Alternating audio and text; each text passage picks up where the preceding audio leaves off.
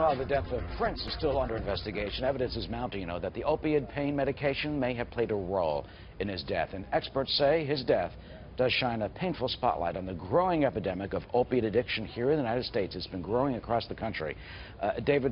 Samadi, I mean, it's been a crisis. Community after community after community in dealing with this addiction, trying to overcome the pain. Vermont is one of the leading states in the nation trying to deal with it. They say that opiates are just overprescribed in this nation. What do we do about it, and can this be stopped? Yeah, Eric, let me just say that the jury is still out on the real cause of death for Prince, but we're waiting to see exactly what the reason was. But most likely, it's probably from these opioids. And I will tell you that U.S. right now is going through a very big epidemic of opioid addiction. Over 2 million people are out there that are addicted to this. We're losing about 77 people a day, every day. Imagine like that many people are dying from this. Now, thinking about this segment, I came up with 4 reasons why we would have this. I think a lot of these opioid addiction, as the use of this chronic pain medication for non-cancer. A lot of times it started with giving it to the patient that had cancer and lethal, but now they're using it for arthritis, for a lot of back pains, etc. The second part of this is that, interestingly enough, 40% of these people that are addicted are between the age of 40 to 65, who are educated, who can afford to get this kind of medications one way or another.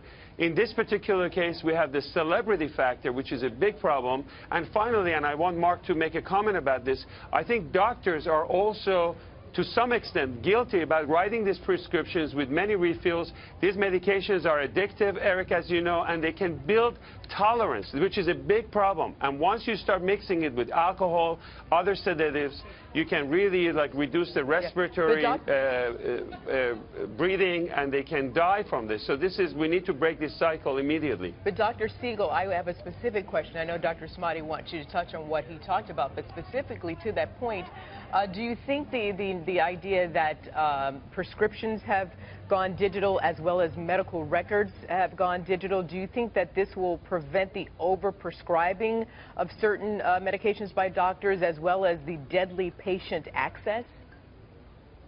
Arthel, that is an excellent question. I'll tell you this, it's helping out in New York State already. There's a program called iStop where physicians literally have to go on an extra website to determine whether their patient has had a previous narcotic like a Percocet or a Vicodin or a codeine, and then they have to list that they're doing. It takes time. I call it the by the way problem, where doctors enable people on their way out the door. By the way, doc, as you're going on to the next patient, can I have my Vicodin? Well, you're under pressure, then you have to pull them back in and say, well, what's this for? Because it's a vicious cycle, and Arthel, you need more and more and more of this stuff. And by the way, there's not only 14,000 deaths from prescription narcotic overdoses every year, there's 14,000 from heroin. So people stop getting those prescriptions, then they get it from a brown bag on the street, and that leads to even more overdoses. So the whole thing is a big epidemic, and doctors are part of the problem. It's interesting what Mark is bringing up, because a few days ago was the day that you were supposed to get rid of all of your extra medications in your closet, and that's a big message. If you're not using them, first of all, don't share them with other people, right, and don't get addicted to this. Don't take them for a long time and get rid of them. You flush them down the toilet? Is that the best way to get rid of them?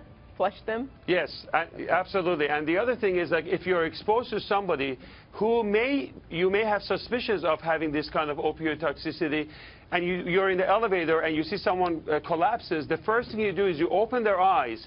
If they have a pinpoint pupil, if their pupils looks like a pinpoint, they're unconscious, they're not breathing, you absolutely call 911. And once they give them the antidote, which is a Narcan, they wake up and you can save someone's life. But that's the way to find out if there's an opioid abuse. That's a signature of this. Okay, thank you. Sorry that we've got to move on. And confirming that we don't know the cause of Prince's death at this moment, and I'm very sad about what happened to Prince.